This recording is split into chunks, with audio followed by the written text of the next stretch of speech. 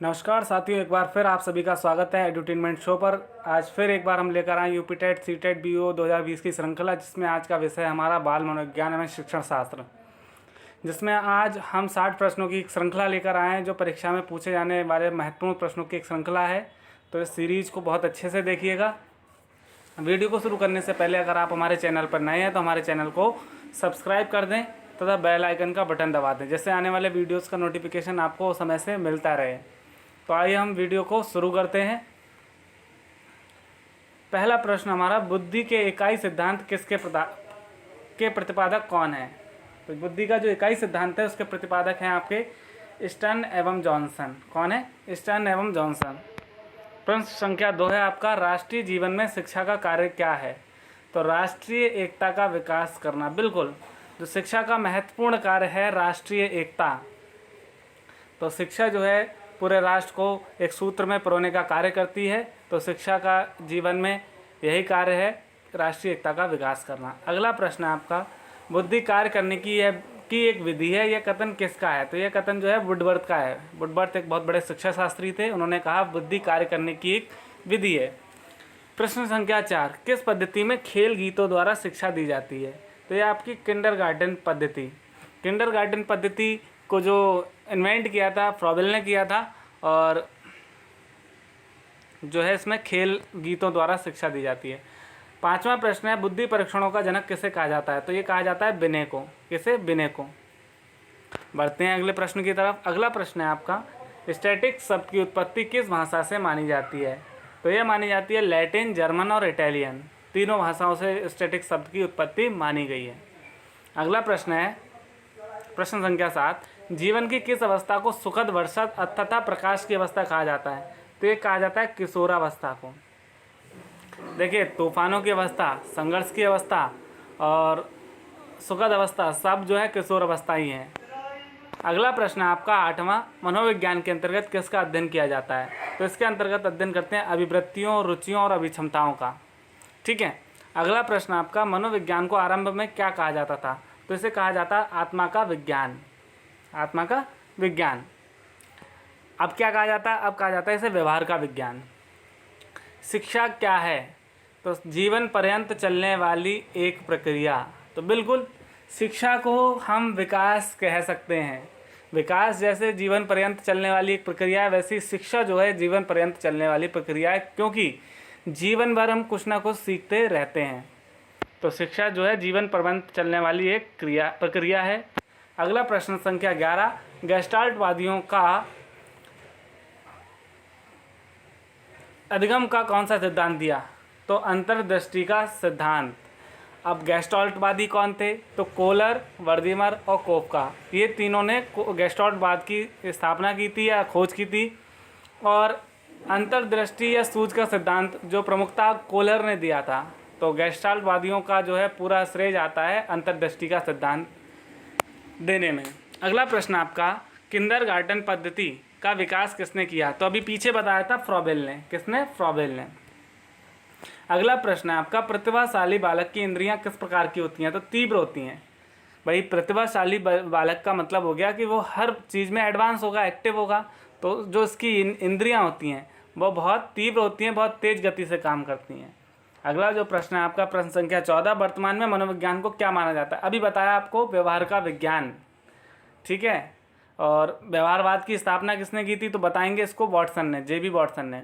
अगला प्रश्न संख्या 15, बालकों के प्रयास की इच्छा जीवित रखिए, यह किसका कथन है? यह कथन है जेम्स का, विलियम जेम्स का। ठीक है। ये जेम्स ने कहा था कि बालकों के प्रयास की इच्छा जीवित रखिए। भाई, बच्चा जब प्रयास करेगा तभी तो वो कुछ करेगा।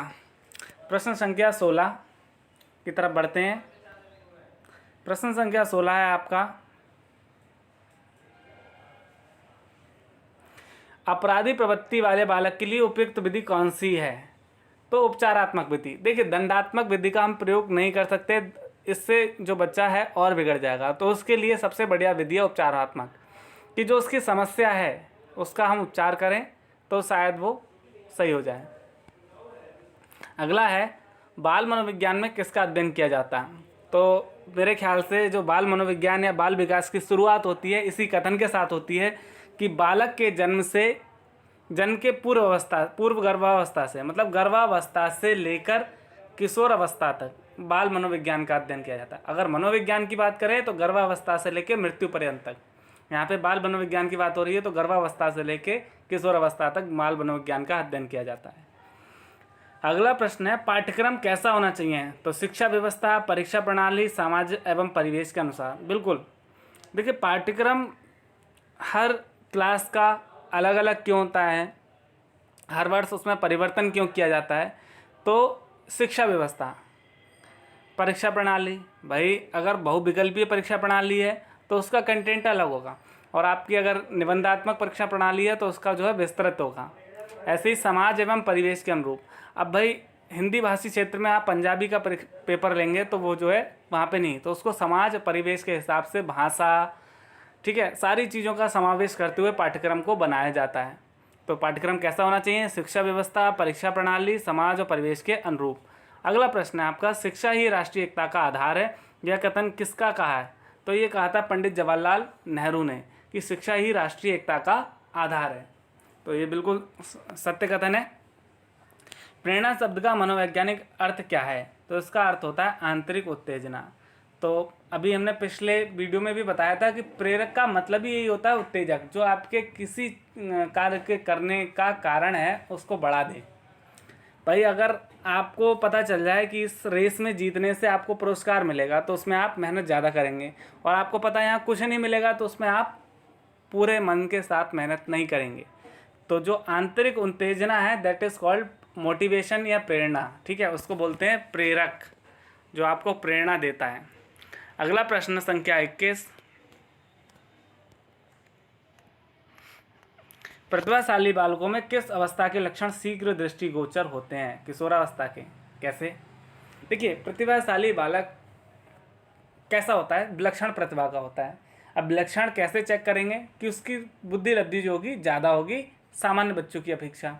अब बुद्धि लब्धि कैसे चेक करेंगे? तो बुद्धि लब्धि चेक करने का जो फॉर्मूला है तो उसके हिसाब से जो उसकी वास्तविक आयु है उसकी मानसिक आयु वास्तविक आयु से ज़्यादा होगी तभी तो करेगा वो। तो जो है अगर वो प्रतिभाशाली है तो उसमें जो किशोरावस्था के लक्षण शीघ्र आने लगते हैं और वो बड़ी चीज़ों को जल्दी अडॉप्ट कर लेता है, सीखने लगता है। अगला प्रश्न, खेल खेल में ज्ञान प्रदान करने की पद्धति कौन सी है? मांटेसरी पद्धति, ठीक है। तो इसकी खोज की थी इटली की मारिया मांटेसरी ने, और इसमें क्या है, बच्चों को खेल खेल में ज्ञान दिया जाता है। अगला है, खेल का सामान्य अर्थ क्या है? तो चित्त की उमंग। बच्चे के अगर दृष्टिकोण से देखें तो बच्चा सबसे ज़्यादा प्रसन्न कब होता है? खेल में। तो जो उसका चित्त मतलब मन है, मन में उमंग कहने का मतलब है कि वो प्रसन्न चित्त हो जाता है खेल में, और खेल में ही वो सबसे ज़्यादा सीखता है। तो खेल का सामान्य अर्थ होता है चित्त की उमंग। अगला प्रश्न आपका, सीखना विकास की प्रक्रिया है, यह किसका कथन है? तो ये बहुत बार पूछा गया है कि सीखना विकास की एक प्रक्रिया है, यह कथन है वुडवर्थ का। किसका? वुडवर्थ का। अगला प्रश्न, प्रतिभावान छात्र की बुद्धि लब्धि क्या होती है? तो ये होती है 140 से अधिक। कितनी? 140 से अधिक। और अगर मंद बुद्धि की बात करें तो वो 70 से कम होती है, ठीक है। और 100 के आसपास जो होता है वो बच्चा सामान्य होता है, और 140 से ऊपर विलक्षण बुद्धि वाले होते हैं। अगला प्रश्न आपका संख्या 26, बुद्धि की अवधारणा को समझाने हेतु गिलफोर्ड ने किस अवधारणा का प्रयोग किया? तो उन्होंने प्रयोग किया था कंटेंट, प्रोडक्ट और ऑपरेशन, ठीक है। तीन चीज़ें, कंटेंट का मतलब विषय वस्तु, प्रोडक्ट का मतलब उत्पाद, और ऑपरेशन का मतलब उसको अंजाम देना या उसका क्या करना, एक्शन। तो इन चीज़ों का प्रयोग किया था उन्होंने बुद्धि की अवधारणा को समझाने के लिए। अगले प्रश्न की तरफ बढ़ते हैं, परिवर्तन कोई अवस्था किसको कहा गया है? तो किशोर अवस्था को कहा गया है। बिल्कुल, देखिए जितने भी तो नहीं कहेंगे लेकिन ज़्यादातर परिवर्तन जो है किशोर अवस्था में देखने को मिलते हैं, चाहे वो शारीरिक हो, चाहे वो मानसिक हो, सामाजिक हो या आध्यात्मिक हो। किशोर अवस्था जो है कह सकते हैं हम, जो उद्वेलन की अवस्था इसीलिए कहते हैं कि इसमें सबसे ज़्यादा परिवर्तन होते हैं।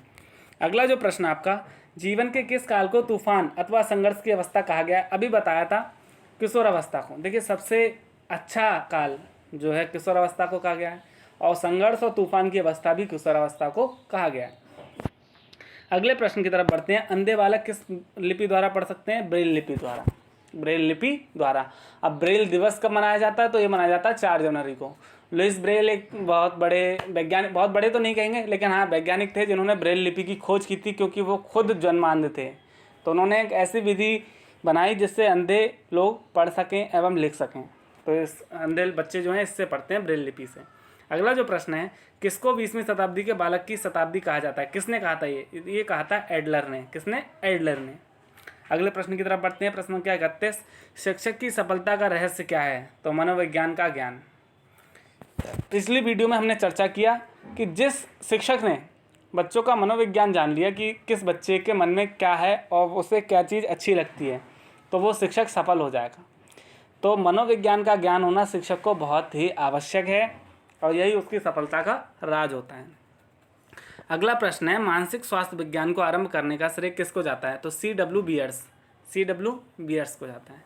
अगला प्रश्न आपका, बाल्यावस्था कौन से वर्ष तक होती है? तो ये होती है आपकी 5 से 12 वर्ष तक। 5 से 12 वर्ष तक आपकी बाल्यावस्था 5 वर्ष से 12 वर्ष तक होती है। अगला प्रश्न आपका, शिक्षा को मनुष्य और संपूर्ण समाज का निर्माण करना चाहिए, किसका कथन है? ये कहा था डॉक्टर सर्वपल्ली राधाकृष्णन जी ने, जो हमारे उपराष्ट्रपति थे और बाद में राष्ट्रपति भी बने।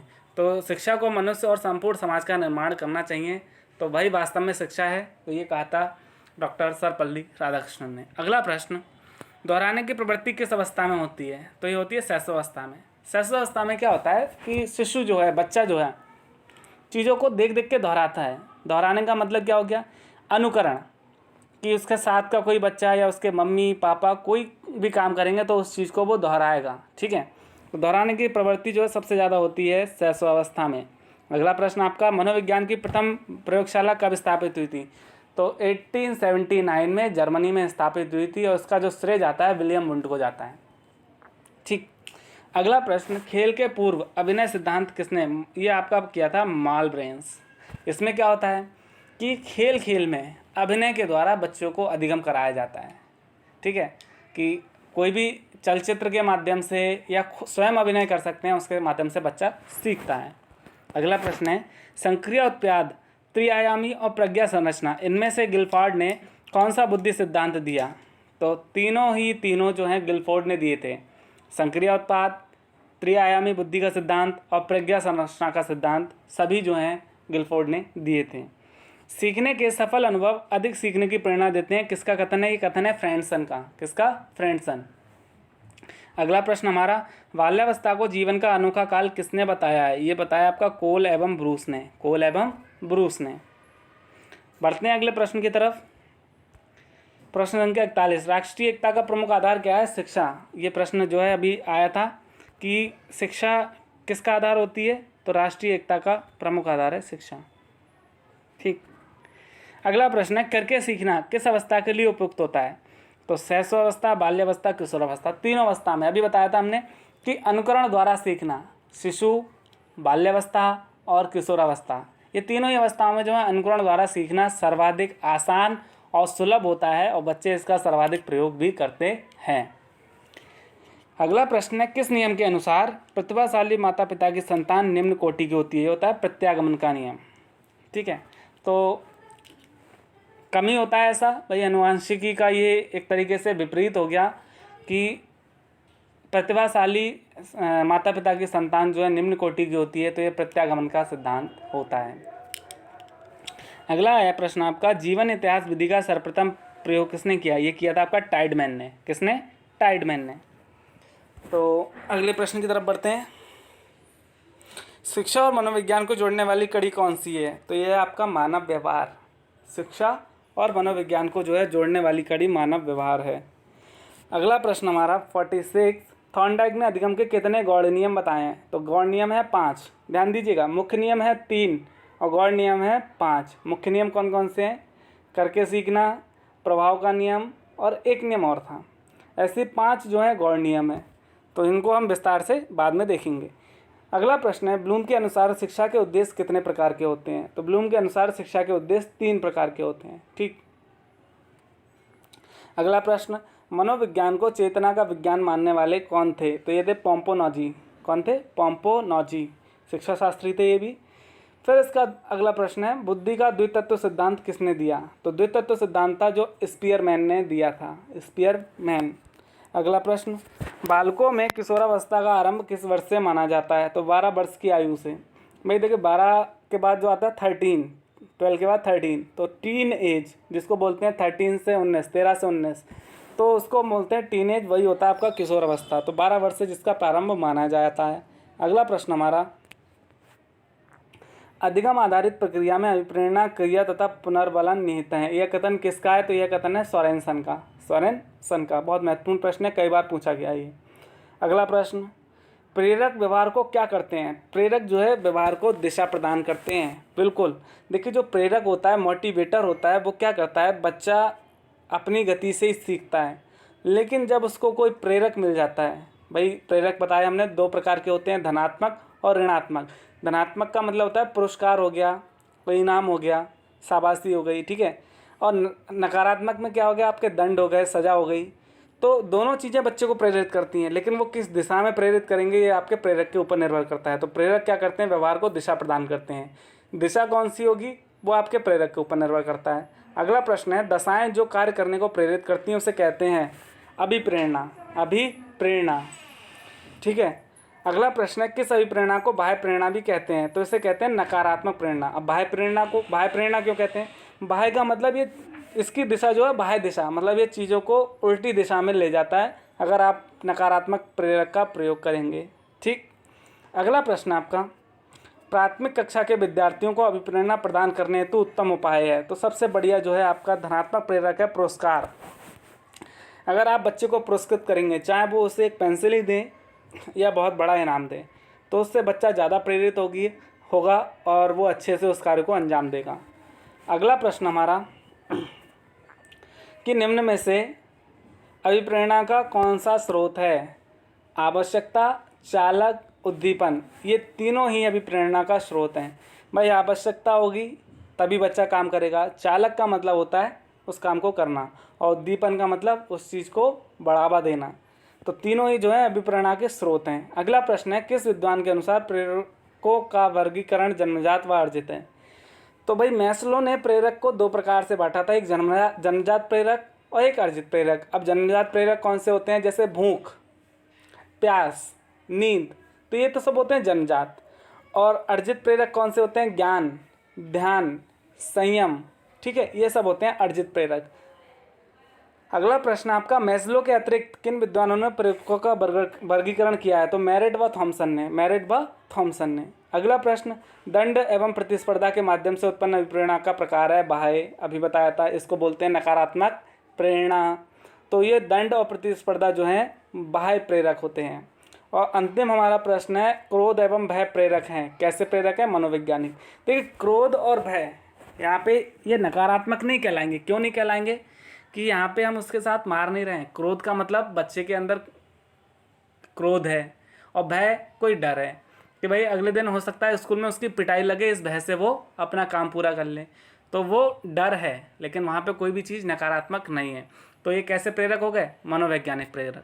तो इस तरीके से हमारी जो वीडियो समाप्त होती है। आशा करते हैं आपको वीडियो बहुत अच्छा लगेगा। इस वीडियो को ज़्यादा से ज़्यादा शेयर करें, ज़्यादा से ज़्यादा लाइक करें, ठीक है। आपका कोई प्रश्न है तो कमेंट सेक्शन में पूछ सकते हैं।